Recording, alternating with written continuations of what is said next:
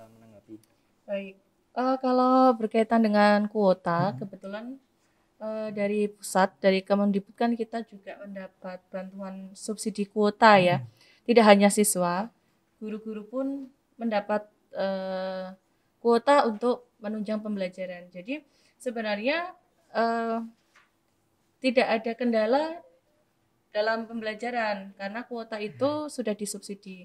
Nah, kemungkinan yang menjadi kendala itu ya mungkin kalau kuota yang dipakai itu terus-menerus sudah habis, nah ketika akan memakai habis begitu. Akan tetapi dari pihak sekolah pun kita tetap memfasilitasi anak-anak yang sekiranya kurang ekonominya kurang mampu nggih. Jadi tidak kita lepas begitu saja, tetapi kita bantu, kita perhatikan anak-anak yang memang kondisi ekonominya itu perlu dibantu.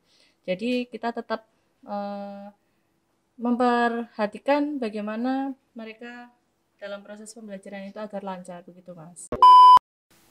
Assalamualaikum warahmatullahi wabarakatuh. Kembali lagi di podcast Guru Mendengar episode ketiga. Bersama saya Mahatma Diradian yang akan menemani kalian pada podcast hari ini. Bersama narasumber spesial kami yang akan membahas aspirasi siswa di bidang humas.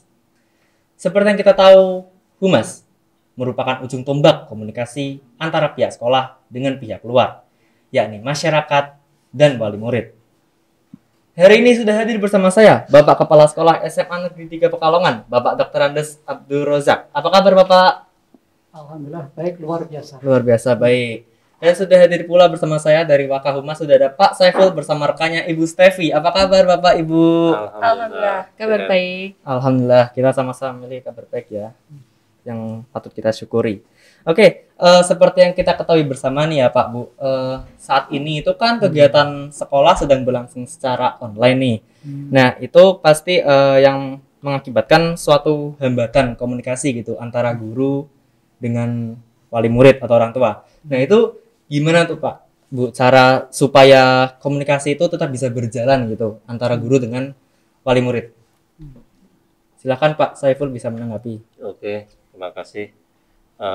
Kita tidak menyangka dengan adanya pandemi ini, artinya saya yakin semua juga tidak siap.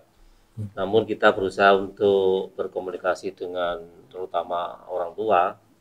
Walaupun sebelumnya kita sudah mendata nomor HP melalui rapot. Setiap rapot itu ada nomor HP, dan di TU pun sebenarnya juga sudah banyak orang tua. Namun karena kalian sudah dewasa, komunikasi kita lewat biasanya grup-grup WA. Untuk saya sendiri, saya sudah bertahun-tahun ya punya grup semenjak WA atau sosmed lainnya. Dulu masih SMS saya juga sering menyimpan nama-nama siswa. Kebetulan saya mengajar kelas 10, 11, 12 dan saya aktif untuk kegiatan seni ataupun lomba dan lain. Jadi saya harus sering menyimpan itu. Untuk komunikasi sekarang paling kita memakai WA. Untuk saya sendiri kelas 10, 11 yang secara umum pemberitaan untuk ke orang tua selalu melalui kalian. Untuk mengikutkan orang tua dalam hal tersebut untuk kelas SMA mungkin agak bagaimana gitu ya, lain dengan mungkin yang grup WA yang SD, SMP itu orang tua itu masih ikut. Nah, cuma harapan saya di situ kalian nanti bisa mengkomunikasikan kepada orang tua itu yang melalui WA. Walaupun wali kelas itu juga saya yakin pasti punya grup-grup sendiri melalui WA. Dan untuk lain-lainnya kegiatan sekolah kita ya punya akun-akun lainnya yang anak muda, misalnya Instagram ataupun agak sedikit tua itu Facebook. Kemudian yang video ini saya juga sudah membuat, artinya membedakan untuk kegiatan sekolah dan untuk saya pribadi sebagai guru seni ya, itu sudah ada Semaga Official yang kita podcast hari ini. Ya, apakah Pak Rozak ingin menanggapi? Pertama saya ingin memberikan ingin berkesempatan untuk menyapa anak dulu. Iya, iya, silakan. Assalamualaikum warahmatullahi wabarakatuh. Anak-anakku siswa SMA Pekalongan dimanapun kalian berada, dan barangkali kalau pas kesempatan ini juga ada orang tua yang menyaksikan podcast ini sungguh momen yang luar biasa dan kesempatan yang luar biasa bagi saya sekolah, khususnya dalam menyampaikan informasi. Inilah bagian daripada kita membangun informasi itu dalam segmen kehumasan. Kalau kita analisis, sebenarnya antara kualitas hubungan sosial atau hubungan masyarakat dengan kualitas pendidikan di sekolah itu korelasinya sangat tinggi. Artinya bahwa kualitas hubungan sosial di sekolah menentukan kualitas pendidikan di sekolah. Maka untuk membangun hubungan sosial ini perlu ada sistem manajemen dan organisasi yang khusus secara profesional, terencana, terprogram untuk membangun komunikasi. Nah, salah satu suborganisasi di SMA 3 Pekalongan dalam hal ini adalah di Waka Humasan, karena sebenarnya kan Waka Humas itu membantu sekolah di dalam menginformasikan ya ke publik, baik itu informasi terkait dengan layanan administrasi, layanan pembelajaran dan penilaian, kemudian layanan tentang kebijakan, itu ada dalam sistem kerja di kehumasan. Terlebih ketika kita dihadapkan pada situasi, sebenarnya bukan situasi pandemi saja yang memicu kita harus mengembangkan sistem manajemen berbasis teknologi, ya sebenarnya ya dipicu juga oleh perkembangan teknologi, apalagi sekarang pandemi. Lalu persoalan di sekolah semakin kompleks, maka kita butuh yang namanya tool, sistem ya yang bisa melayani dalam komunikasi ini. Nah, salah satunya tadi sudah disampaikan oleh Pak Waka Kehumasan ya, terkait dengan beberapa tool yang digunakan. Hanya saja ini butuh proses untuk pengembangan berikutnya supaya lebih efektif. Sekaligus kita bisa mengakomodir seluruh harapan dari stakeholder, baik itu siswa, orang tua, komite dan sebagainya. Harus berbentuk format yang bagaimana kita bersama membangun ini, karena di dalam pendidikan memang kita akan kerja kolektif. Saya kira itu. Iya. Jadi tentunya komunikasi dari pihak sekolah keluar itu juga menyesuaikan ya Pak. Iya. Jadi terus ini kaitannya dengan fasilitas pembelajaran nih berupa kuota. Kan tidak semua kondisi finansial siswa itu berbeda-beda ya kondisi finansial itu. Nah terus apakah sekolah sudah memberikan fasilitas penunjang pembelajaran berupa kuota terhadap siswa-siswi, dan apakah sudah memberikan informasi resmi kepada orang tua siswa-siswi? Silakan Bu Stevi bisa menanggapi. Baik, kalau berkaitan dengan kuota, kebetulan dari pusat, dari Kemendikbud kan kita juga mendapat bantuan subsidi kuota ya. Tidak hanya siswa, guru-guru pun mendapat kuota untuk menunjang pembelajaran. Jadi sebenarnya tidak ada kendala dalam pembelajaran karena kuota itu sudah disubsidi. Nah, kemungkinan yang menjadi kendala itu ya mungkin kalau kuota yang dipakai itu terus-menerus sudah habis, nah ketika akan memakai habis begitu. Akan tetapi dari pihak sekolah pun kita tetap memfasilitasi anak-anak yang sekiranya kurang ekonominya kurang mampu nih. Jadi tidak kita lepas begitu saja, tetapi kita bantu, kita perhatikan anak-anak yang memang kondisi ekonominya itu perlu dibantu. Jadi kita tetap memperhatikan bagaimana mereka dalam proses pembelajaran itu agar lancar begitu Mas. Gitu. Kalau Pak Rasep sendiri ada tambahan? Saya kira pertanyaan ini adalah pertanyaan yang juga kemarin muncul juga di podcast episode sebelumnya ya. Karena barangkali memang kita lagi tertarik lah dengan isu-isu ya pandemi ini, utamanya adalah pada kendala-kendala Pelajaran. ya kegiatan pendidikan yang sekarang kita harus mengadakan lewat pembelajaran jarak jauh ya. Iya, Dan tentu membutuhkan tadi device, kemudian ya menggunakan teknologi lah. Nah, saya kira semua sekolah, hampir semua sekolah pasti di dalam pelaksanaan PJJ ini ada kendala. Dan kendala itu kebetulan ada yang sama ya, tidak sesuai dengan keunikan sekolah itu. Secara umum di SMA 3 Pekalongan ini kendala di PJJ, pembelajaran jarak jauh, itu adalah masalah keterbatasan device, kepemilikan alat ya, gadget komputer atau itu, kemudian pulsa, ya, kemudian sinyal, dan masalah yang urgent adalah masalah tingkat kompetensi, ya penggunaan alat itu, baik itu di pihak guru, ya, siswa maupun orang tua, gitu. Nah, misalnya di sekolah, kalau kita melihat guru memang butuh peningkatan kompetensi, kita harus sudah lakukan peningkatan kompetensi guru. Malah yang terakhir ini kemarin kita mengajak guru-guru kita, ya, untuk meningkatkan dalam pemanfaatan akun belajar yang memang ini menjadi fasilitas dari Kemendikbud. Terima kasih kepada Kemendikbud yang memfasilitasi guru-guru di dalam penggunaan akun ini. Dan nanti lebih panjang kita akan bahas. Sebenarnya sudah dibahas kemarin di guru-guru, tapi kalau kita akan menggali terus terkait dengan kegunaan yang sangat luar biasa dari akun belajar ini, ya, yang kemarin kita sudah lakukan pelatihan kepada guru-guru.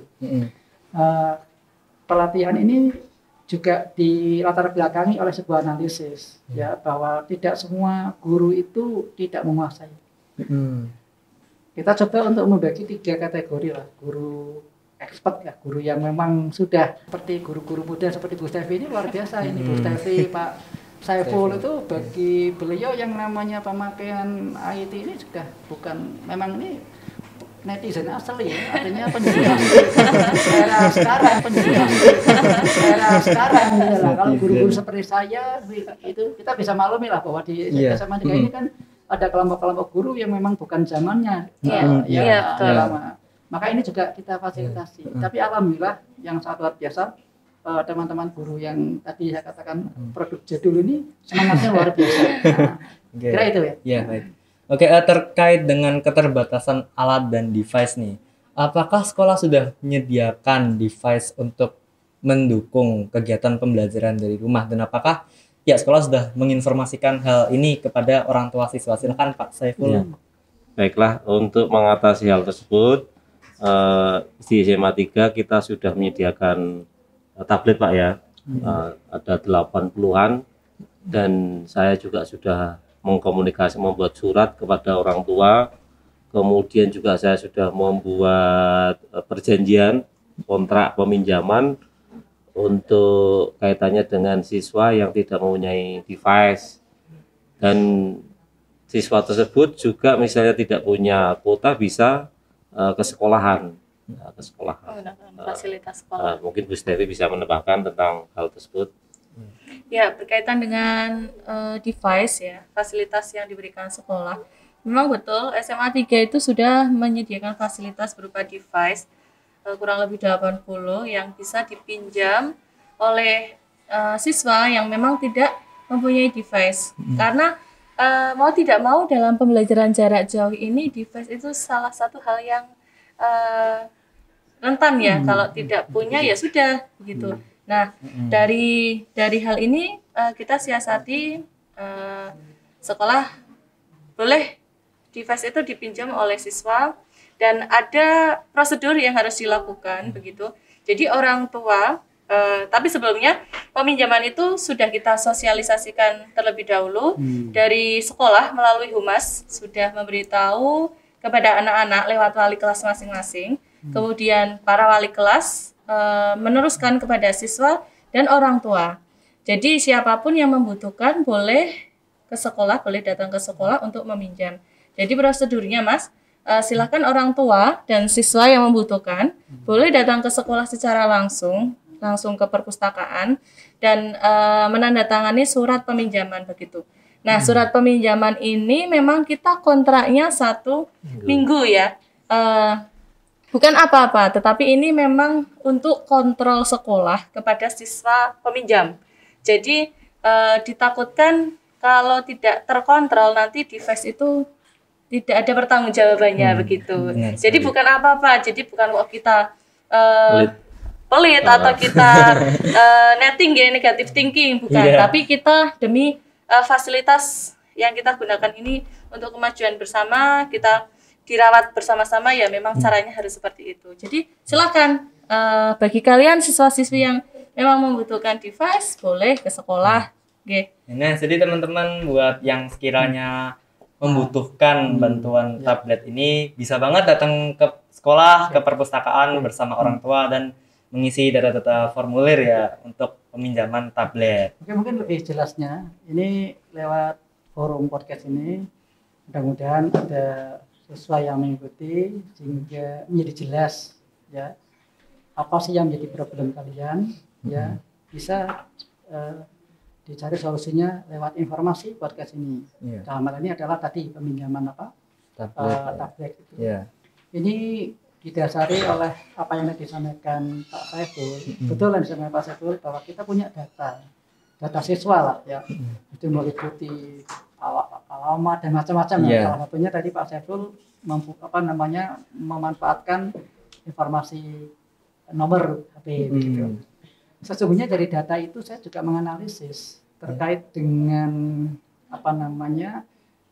karakter siswa ya. Artinya maksudnya kondisi siswa. Nah, dari sejumlah kondisi siswa yang saya dapatkan dari data itu ada kategori siswa yang tidak mampu dan lain sebagainya. Itu menjadi data penting bagi saya di dalam membuat kebijakan. Kebetulan ketika kita alhamdulillah dapat kesempatan mendapatkan bos kinerja, ya SMA 3 sudah menunjukkan kinerja yang bagus, makanya oleh kementerian diapresiasi dengan bantuan yang sangat luar biasa loh, hampir 500 juta. Meningkat luar biasa sekali. Nah, dari data itu saya memang belum tahu siapa yang tidak punya device, tapi saya coba kira-kira 10%. Dari 752 siswa itu saya ambil 10%, kira-kira 80. Akhirnya kita belikan tab sebanyak 80 ini untuk memfasilitasi kalian yang tidak punya device. Maaf, jangan sampai kesempatan saya sudah upaya untuk membelikan tab tidak dimanfaatkan. Disia-siakan begitu silakan saja. manfaatkan dengan sebaik-baiknya, tetapi di dalam manfaatkan ada tanggung jawab. Bentuk kita memastikan tanggung jawab dari teman-teman siswa yang ingin pinjam. Tadi disampaikan Bu Stevi ya, ada kontrak-kontrak ini kan supaya orang tua tahu bahwa anaknya pinjam itu hanya untuk kepentingan belajar, bukan yang lain-lainnya, bukan untuk game dan sebagainya. Nah, dibutuhkan satu edukasi yang terus menerus kepada orang tua untuk terlibat dengan pendidikan anak-anaknya. Saya kira itu. Jadi sekali lagi silakan gunakan tab yang ada, daripada saya beli hanya disimpan saja. Benar. Gitu daripada nganggur mending dipakai buat yang sekiranya ingin. Jadi kalau kalian di rumahnya kok HP-nya satu rumah kok cuma satu ganti sama adik-adik, silakan. Boleh. Ya, silakan gitu. Pakai sepuasnya. Boleh. Yang penting untuk kegiatan pembelajaran ya. Tetap untuk kegiatan pembelajaran. Daripada saya beli disimpan kok di mubazir. Sampai sawangan tuh dilaci. Pak, kalau boleh tahu nih aplikasi-aplikasi apa saja sih yang digunakan untuk kegiatan pembelajaran jarak jauh ini? Baik. Terima kasih. Sebelum pandemi ini sebenarnya guru-guru milenial itu sudah menggunakan Google Classroom, Edmodo untuk ulangannya ya, Google Form juga sudah menggunakan seperti itu. Sudah ada firasat ya? Sudah. Saya 2 tahun sebelum pandemi sudah begitu, karena mungkin saya pergi jauh penataran, pelatihan dan lainnya, saya memanfaatkan itu dan bermanfaat. Aktualisasi dari hasil pelatihan Pak? Ya, alhamdulillah. Kemudian ada pandemi, akhirnya beberapa guru masih eh Gerambiang gitu ya, ada yang gagap, ada yang WA, Termasuk kepala sekolahnya. ya paling gampang itu WA, tapi beberapa sudah Google Classroom. Kemudian sekolah akhirnya memutuskan memakai Smart. Iya. Namun itu mungkin karena lokal akhirnya dan bersambut dengan adanya dari Kemendikbud Akun belajar akun ID. belajar ID, dan mungkin sebelumnya ada dari Windows sebenarnya ya. Iya. Ada Windows Office tapi 365. Office, tapi kita sudah langsung bersambut dengan Windows dengan Akun belajar akun ID. belajar ID. Dari Nah, Kemendikbud. kemudian jadi diharapkan orang tua juga punya akun dari anaknya, jadi bisa artinya Memantau. paling nggak memantau notifikasi yang di HP itu. Iya. Tugas anak saya suruh ini bisa menyampaikan. Iya, bisa ya. mengingatkan Tahu kalau untuk yang kelas SD SMP sih pasti orang tuanya ikut Iya, di bener grup banget. WA maupun di Google Classroom. Iya. Ya, karena saya sendiri punya anak yang SD itu selalu memantau, kamu belum betul. mengerjakan ini. Itu perkembangan SMA 3 sampai sekarang kita sudah mantap menggunakan Google Classroom yang dari Kemendikbud. Kemendikbud. Oke, apa yang disampaikan Pak Saiful itu betul. Saya hanya sedikit menambahkan. Memang itu sudah proses tahapan. Ketika kita dihadapkan pada pandemi ini, kita semuanya Bingung. agak bingung lah, ya bingung lah. Ini seadanya lah kita gunakan. Kemudian muncul masalah di mana anak-anak harus mengikuti polanya guru ya. Jadi bayangkan 17 mapel dengan aplikasi yang berbeda. Iya, Iya. iya, betul. Anak Iya. pasti kesulitan. Pentang-panting. Gitu. Iya. Maka kita berpikir gimana ya kita harus membuat platform ini menyamakan dan platform itu supaya friendly lah, supaya soft lah bagi semuanya ya, baik bagi guru maupun bagi siswa. Akhirnya saya sebagai kepala sekolah bertanggung jawab harus intervensi. Gimana nih menemukan platformnya? Saya coba, maaf, di dalam mencoba itu saya tahu kalau risiko itu ada gagal tahu, tapi daripada tidak sama sekali lebih saya gagal gitu loh. Jadi betul tadi kita pakai smart. Di tengah perjalanan sangat luar biasa ya, ini jadi menjadi pembelajaran kita. Ternyata ada loh siswa kita yang nakal ya, pinter Pinter, dia Pak. nakali, nakali smart supaya mungkin dia sudah jenuh dengan tugas-tugas kayaknya ya kalau boleh saya katakan sabotase lah begitu. Iya. Itu malah kerjasama dengan hacker kita diperlukan, kita kehilangan data. Berarti sistem yang kita pakai ada kelemahan nih. Ini Iya. menjadi pembelajaran. Kita harus memperkuat ketahanan aplikasi kita, begitu kan. Tapi alhamdulillah kita dengan kerjasama kita bisa menyelamatkan data yang ada. Ya. Namun tetap kita nggak kapok dengan itu. Akan saya upayakan lagi supaya nanti yang saat ini guru itu sekarang menggunakan akun belajar itu nyaman, ya. Saya kira ini nanti bisa kita terus tingkatkan ya, karena ada segmen-segmen tertentu yang memang kita belum optimal di dalam menggunakan akun itu. Seperti Pak, misalnya kalau kita ingin interaktif langsung, ya, kemudian kegiatan supervisi kepala sekolah itu memang terkendala kalau hanya sekedar itu. Artinya di situ tidak sepenuhnya bisa mengakomodir seluruh kebutuhan kita. Kita perlu melengkapi. Nah, justru dengan inilah dengan podcast ini kita ingin menampung segala masukan yang ada. Gitu ya. Ya, nah jadi karena apakah pihak sekolah itu sudah memberikan sosialisasi gitu kepada siswa-siswinya terhadap fitur-fitur di aplikasi pembelajaran? Karena ya seperti yang kita tahu kan ada beberapa siswa yang notabene gaptek gitu ya mereka ya. Mereka kurang mampu beradaptasi dengan mudah. Karena ya ada beberapa siswa yang kayak sekali pakai itu langsung bisa cepat tanggap gitu dia, langsung paham. Oh, gini otodidak pun bisa mereka. Tapi juga ada beberapa siswa yang dia tidak tahu sama sekali. Benar, buta banget sama aplikasi pembelajaran. Nah, itu gimana tuh Pak? Apakah sudah pernah diberi sosialisasi terhadap fitur-fitur yang ada gitu? Saya bantu jawab ya. Iya, silakan Mas Tevi. Kalau tentang sosialisasi dari itu kan sebenarnya yang menaungi kurikulum ya. Jadi dari kurikulum sendiri sudah memfasilitasi istilahnya video tutorial gitu. Jadi setiap ada aplikasi atau hal baru dalam pembelajaran itu dari kurikulum itu sudah memberikan fasilitasi berupa video tutorial. Jadi anak-anak bisa mengikuti yang memang gaptek tadi atau memang belum bisa bisa mengikuti video tutorial yang diberikan oleh kurikulum begitu. Jadi sebenarnya mengikuti itu bisa, akan tetapi kadang anak itu males buka video, males nonton begitu. Iya, Jadi benar sekali. pengennya itu langsung bisa. Kan susah, instan gitu iya ya, instan kan nggak instan. bisa. Jadi ya memang harus membaca, memang harus menonton begitu agar tahu. Dan dari situ sebenarnya sudah secara tidak langsung sosialisasi kan sudah diberikan begitu. Oke. Iya, saya tambahi artinya saya sangat apresiasi sama Pak Edi sekali lagi kurikulum karena kebetulan dia IT ya, Pengajar IT. pengajar Latar belakang IT.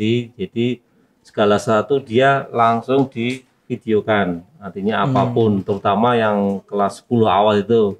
Namun itu juga kembali ke situ, ke siswa, tidak hanya siswa yang gaptek, guru pun demikian. Iya, sama, Saya tidak sendiri hanya- misalnya harus mengisi e-raport dan ini kadang masih lupa, itu Pak Edi juga Iya, jadi tidak masih hanya kepada memberi siswa, kepada tutorial, guru pun ada. ya. Kemudian pelayanan individu juga Iya, betul. kurikulum langsung nyata diberikan, dan untuk mengirit kuota biasanya memakai yang drive ya, Iya. kita dengan drive bersama dan lainnya, jadi mengurangi kuota utama. Itu yang dilakukan dari terutama kurikulum untuk Iya, menunjang tadi, pembelajaran. Pak Rasul ada tambahan? Ya itu tadi yang disampaikan Bu Stefi, Pak Saiful, itu memang betul ya, begitu artinya apa, begitu banyak cara yang sudah dilakukan oleh sekolah, namun tidak menutup kemungkinan ya itu belum terakses sepenuhnya oleh siswa ya, panduan itu gitu. Sebenarnya sekolah lewat kebijakan saya sudah melakukan beberapa perintah ya sesuai dengan tupoksinya. Seperti kita kan punya guru IT 2 ini ya, Iya, betul. ada Pak Heri, Heri, Iya. ada Pak Edi. Pak Edi, itu sebenarnya sudah langsung saya instruksikan, direct langsung begitu, tolong Pak untuk dibimbing karena panjenengan sekarang bukan guru mapel tapi berperan atau berfungsi sebagai guru BK, tapi BK dalam bidang TIK. Maka sudah saya perintahkan supaya bisa melayani bimbingan kepada siswa yang kesulitan menggunakan aplikasi atau menggunakan IT lah, Ya. gitu. Jadi kalau ranahnya hanya kompetensi anak yang tidak cukup untuk menggunakan, saya kira dengan guru TIK itu bisa. Hanya masalahnya saya butuh klarifikasi ini, ya butuh informasi ini, baik itu pada guru TIK ya maupun anak-anak. Coba kalian frekuensinya diingatkan untuk bisa konsultasi terus ini. Nah, gunakan fasilitasi SDM ini, ya, gitu ya. Jadi sebenarnya siswa bisa sosial, itu bisa kalau konsultasi ya, gitu. kalau kaitannya masalah dengan kompetensi. Tapi kalau masalahnya dengan karakter, ya jauh ini karakter ya. Karakter itu kan bisa jadi tidak optimalnya mengikuti pelajaran bukan karena rendahnya kompetensi, bisa jadi karena ya itu malas ya, itu memang butuh penanganan. Itu pun sekolah masih intervensi. Ya supaya ingat suatu saat kita mendatangkan anak-anak ya kelas 10, kelas 11, kelas 12, kita lakukan pembinaan baik oleh wali kelas maupun ADWK. Tempo hari kan begitu.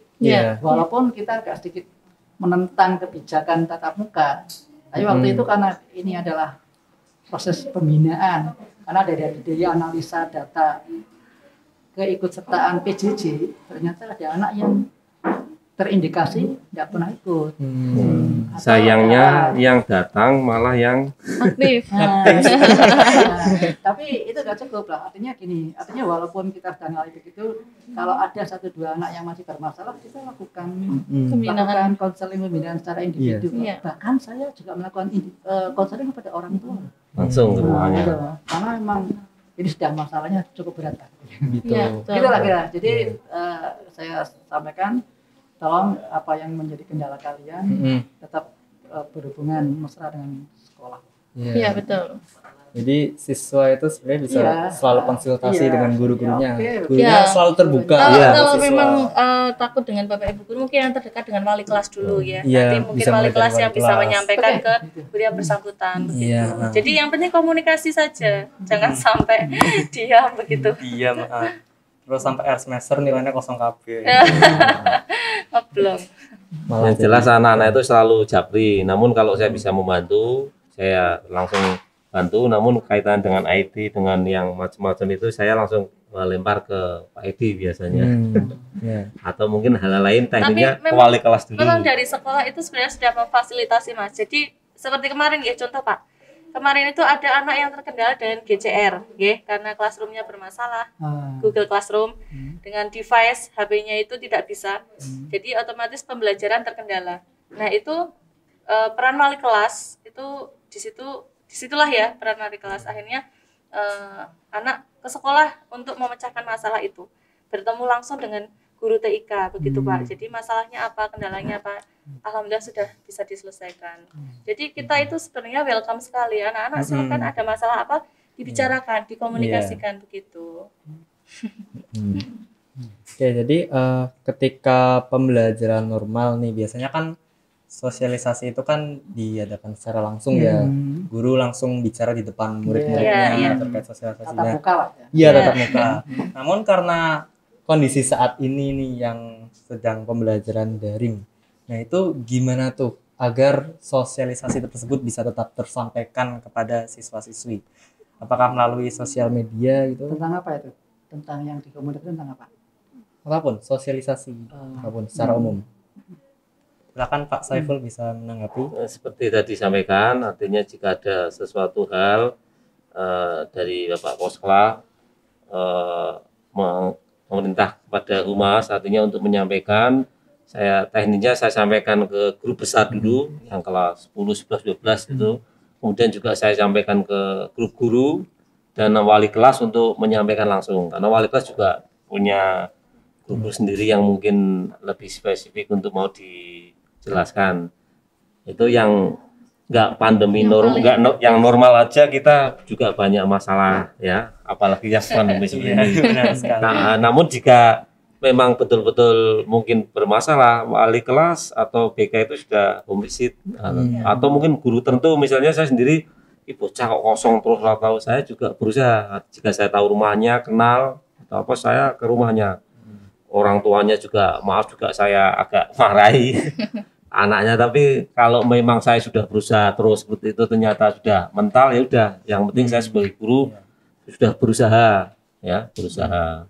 Karena kondisi saat ini beberapa siswa memang terkendala kuota, bisa dimaklumi, mereka juga kadang membantu orang tua, ada yang jual bakso, ekonomi ya, ada yang ikut membantu cuci motor, laundry dan lain-lainnya. Ya sudah, yang penting kita sudah berusaha untuk mendekati mereka, tidak hanya lewat daring karena mungkin tidak Pendekatan khusus lah ya, atau bisa juga kadang saya lewat teman-temannya biasanya yang dekat. yang dekat.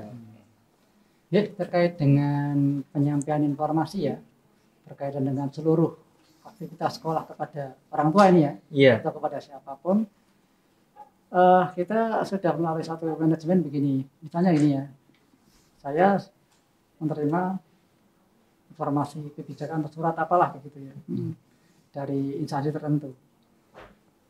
Di ranah persuratan sudah langsung saya kategorikan. Kemudian dari kategori itu saya harus disposisi kemana yang tepat. Misal urusannya kurikulum, ya saya ke kurikulum. Ya. Pertama mesti saya ke grup Wakasek dulu. Wakasek itu nanti di situ, alhamdulillah seperti Pak Saiful juga ada di grup Wakasek itu bisa menafsirkan, oh ini urusannya bidang saya. Lalu dia olah kerjasama dengan humasnya, sampaikan.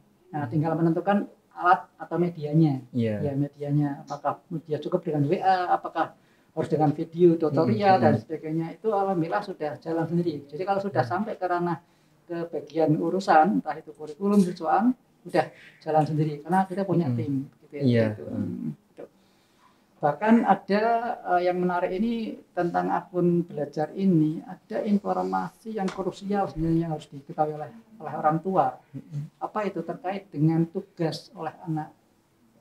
Jadi memang anak kadang perlu diingatkan oleh orang tua. Nah itu di akun belajar itu ternyata ya di sana bisa orang tua mengakses notifikasi tentang tugas anak. Oh ini tugas dari ini, itu ada notifikasi. Kayak kalau kita WA kan ada hijau-hijau itu ya, nah itu ada. Hanya persoalannya tidak semua orang tua atau guru bisa mengoptimalkan powerful fasilitas itu. Inilah yang menjadi kendala kita. Ke depan mudah-mudahan kita manfaatkan sebisa mungkin powerful lah di akun belajar ini. Nah, dengan podcast ini, ayo kita bareng untuk bisa mengoptimalkan proses manajemen informasi ini. Kira seperti itu. Jadi sosialisasi itu bisa secara lewat media sosial atau mungkin bisa home visit dan sebagainya seperti itu. Manual Terus, itu ya. Terkait dengan media sosial sendiri, apakah pihak sekolah sudah memaksimalkan penggunaan media sosial tersebut?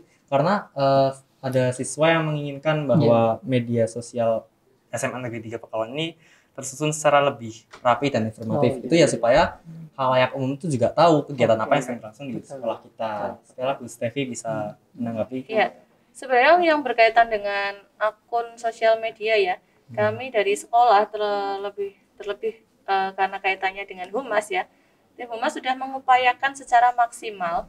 Jadi akun media sosial yang kita miliki ya, yang dimiliki SMA 3 itu sebenarnya kan beragam. Ada YouTube, ada Facebook, Twitter, Instagram, website, gitu ya. Ya istilahnya itu sebenarnya sudah komplit.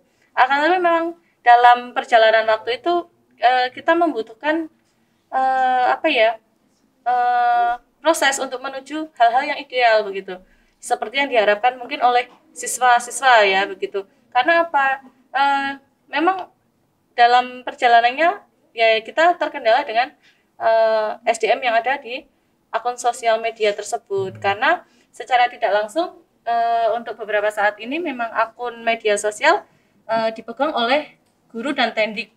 Nah, sedangkan guru dan tendik tersebut memiliki pekerjaan lain di luar admin media sosial tersebut. Jadi memang kita terkendalanya ada di sumber daya yang bisa memaksimalkan keberadaan akun sosial media tersebut begitu. Sebenarnya kalau akun sosial media sudah kita maksimalkan, sudah ada semua, bisa diakses ya. Mungkin sekarang juga bisa dibuka YouTube ada, Instagram ada, SMA Negeri 3 Pekalongan, website ada begitu.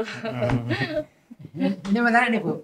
Ya. Jadi pertanyaannya terkesan bahwa SMA 3 belum dianggap rapi ya di dalam memfasilitasi informasi berbentuk format yang baku begitu ya. Ini dari perspektif lain saya malah bangga, barangkali bukan karena sistemnya yang kita tidak punya, tapi karena begitu banyaknya. Iya betul. Begitu banyaknya aktivitas SMA 3 Pekalongan. Iya betul Pak. Mereka bangga, mereka eksis. Ya. Jadi pertanyaan ini perspektifnya bisa positif loh. Ya, iya, benar. Bukan karena lemahnya kita tidak memiliki akun yang rapi. Tapi memang kegiatannya banyak gitu. Iya betul. Jadi kita kewalahan sebenarnya. Karena adminnya itu terbatas, sedangkan kegiatan banyak, akhirnya kita kewalahan untuk memposting gitu. Jadi ini perspektifnya agak beda nih saya. Iya.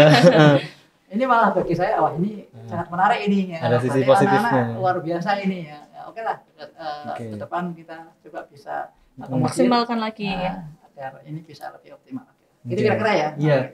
Oke, jadi teman-teman buat yang penasaran tentang kegiatan resmi yang terjadi di SMA Negeri 3 Pekalongan, bisa banget kunjungin website atau media sosial yang resmi SMA Negeri 3 Pekalongan. Salah satunya ada akun Instagram di @sman3 Pekalongan. Oke. Baik, seperti itu saja obrolan kita pada podcast hari ini. Terima kasih banyak buat Bapak Abdul Rozak, Pak Saiful, dan Ibu Stevi telah menyempatkan waktunya pada podcast hari ini. Saya sangat mohon maaf apabila saya ada salah-salah kata. Mudah-mudahan informasi perbincangan kita menjadi informasi yang bisa dimanfaatkan. Amin. Ya. Baik, teman-teman, tidak terasa kita sudah sampai di penghujung acara. Terima kasih buat kalian yang sudah menonton. Communication works for those work at it. Di dalam sebuah hubungan, diam itu tidak bisa menyelesaikan masalah. Kita bukan pembaca hati. Perlu ada komunikasi. Saya Mahatma Tiradian pamit undur diri. Terima kasih. Wassalamualaikum warahmatullahi wabarakatuh.